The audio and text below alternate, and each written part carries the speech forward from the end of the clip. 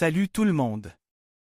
Après avoir subi le supplice d'un film de science-fiction aussi morose que Tex Machina, j'avais besoin d'un bon gros shot d'humour. Mon choix se porte sur Deadpool 2016. Je l'avais déjà vu, et franchement, je l'avais déteste. Mais j'ai décidé de lui donner une seconde chance, avec un regard neuf. Le film est complètement déjanté, c'est indéniable. Mais s'ils osent produire ce genre de choses, c'est forcément pour une raison. Alors, il va falloir naviguer à travers une mer de vulgarité pour trouver cette raison, si j'y arrive. Et oui, je ne suis pas une experte en comics, donc je peux me tromper sur certains details. On commence avec un type ordinaire. Le casting est incroyable. Les références à d'autres films Marvel sont légion. Même moi, qui ne suis pas une fan inconditionnelle des comics, je les ai remarqués.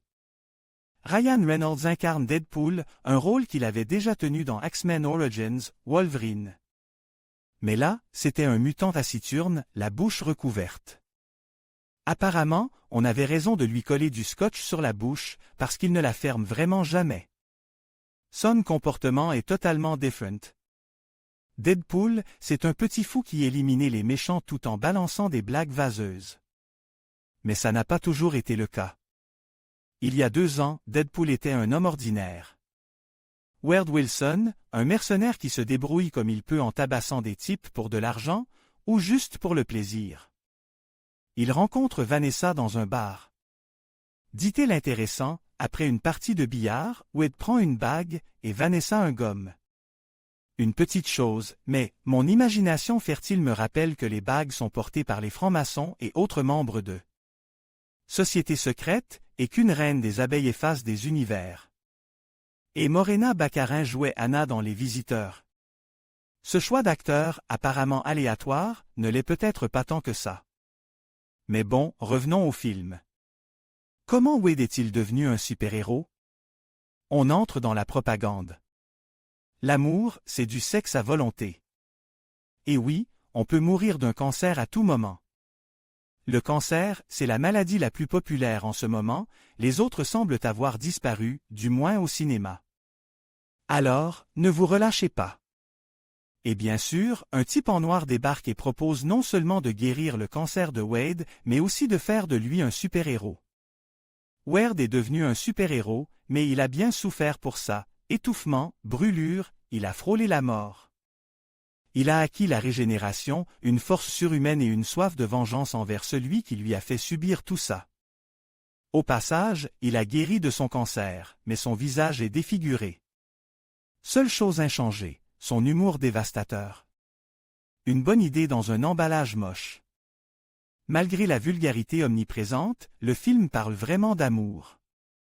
De cet amour qui voit au-delà de la beauté ou de la laideur physique. Une vérité aussi vieille que le monde, qu'on ne comprend pas toujours.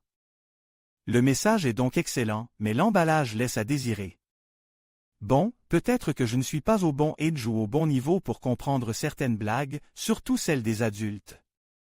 Pour moi, les acteurs ne jouaient pas vraiment, ils s'amusaient comme des petits fous. Si ce n'était pas pour l'épisode de la bague et de la gomme, tout irait bien.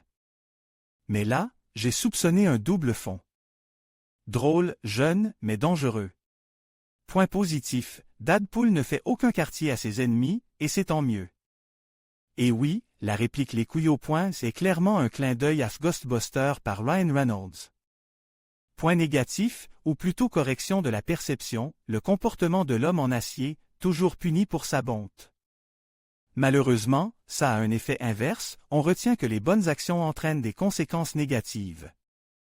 En résumé, le film est drôle et jeune, mais il y a un peu de tout pour influencer subtilement les jeunes esprits. Les films Marvel, c'est une bombe à retardement.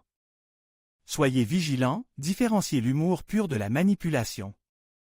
Et oui, je suis un peu en retard, la deuxième partie est sortie il y a 2 ans, et c'est celle-ci que je vais regarder maintenant.